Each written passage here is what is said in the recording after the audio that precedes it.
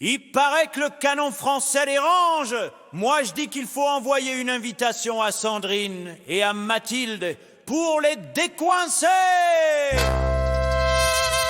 Ils veulent interdire le canon, le saucisson et nos chansons, les petits verres de rouge et les bérets. Il paraît qu'on manque de respect.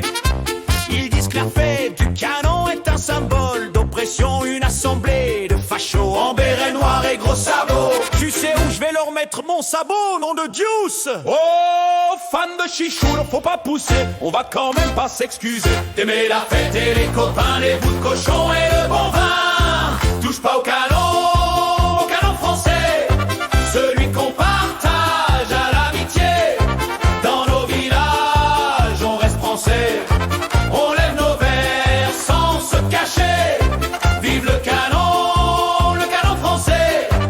On lève nos verres à l'amitié. Pas besoin de faire les enragés.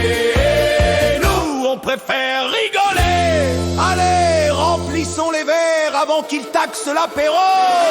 Ils analysent tout très sérieusement, même les blagues de comptoir d'antan. Mais plus ils veulent moraliser, plus nous on va bien se marrer.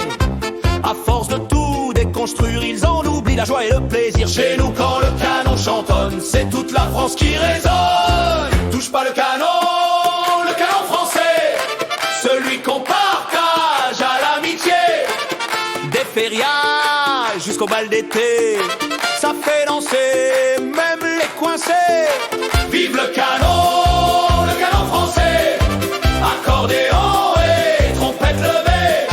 Et si faire la fête, ça les fait grincer, eh bien on boira leur santé.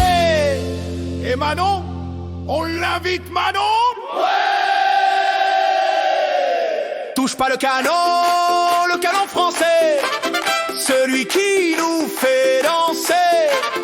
Des férias jusqu'au bal d'été, ça fait bouger même les coincés. Vive le canon français, des verres levés, de l'amitié. Et si faire la fête, ça les fait grincer, eh bien on n'est pas près de s'arrêter.